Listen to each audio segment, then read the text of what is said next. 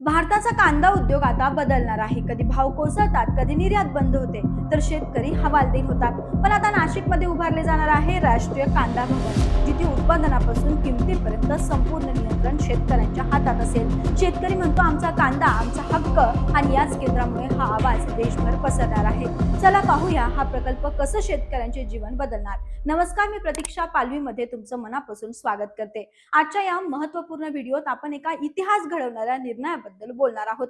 नाशिकमध्ये उभारले जाणारे राष्ट्रीय कांदा भवन, जिथे कांद्याचे उत्पादन, विक्री, दर आणि धोरण हे सर्व थेट शेतकऱ्यांच्या हातात असणार आहे. हा निर्णय नेमका काय आहे, कांदा शेतकऱ्यांचं आयुष्य कसं बदलणार आहे, चला सविस्तर जाणून घेऊया. मित्रांनो, नाशिक जिल्ह्यातील लासलगाव बाजार समितीला आशियातील सर्वात मोठी कांदा बाजारपेठ मानलं जातं. देशातील मोठ्या प्रमाणावर कांदा इथून जातो, भाव इथूनच ठरतात. पण तरीही शेतकरी कायम अडचणीत आले आहेत.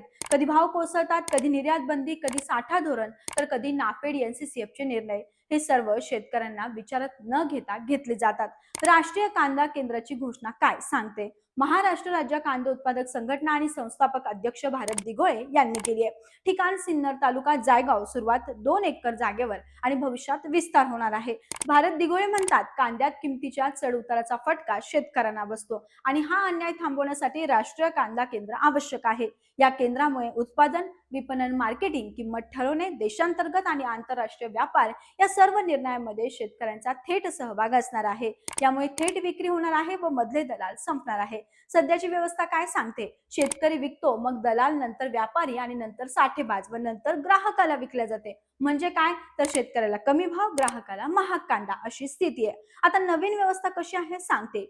शेतकरी, राष्ट्रीय कांदा केंद्र, थेट ग्राहक, निर्यात. यामुळे शेतकऱ्यांना योग्य दर मिळेल, ग्राहकांना स्थिर व परवडणारी किंमत होईल.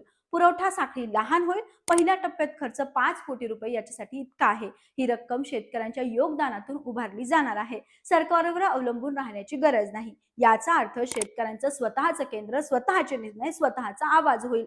बीजापासून बाजारापर्यंत संपूर्ण नियंत्रण राहील. राष्ट्रीय कांदा केंद्र फक्त बाजारापुरतं मर्यादित नाही. यामध्ये समाविष्ट आहे बीज संशोधन, दर्जेदार बियाणे, नर्सरी, रोपवाटिका, खत, कीटकनाशकांचा वैज्ञानिक वापर, सामूहिक खरेदी, खर्च कमी आणि सतत पीक निरीक्षण. संपूर्ण व्हॅल्यू चेन एका छताखाली असणार आहे. आता सरकारी धोरणांवर शेतकऱ्यांचा हक्क असणार आहे. भारत दिघोळे स्पष्ट सांगतात की राष्ट्रीय कांदा केंद्रामुळे निर्णय शेतकऱ्यांच्या नेतृत्वाखाली, शेतकऱ्यांच्या हितासाठी आणि गरज पडल्यास आंदोलनाचा मार्ग खुला असेल.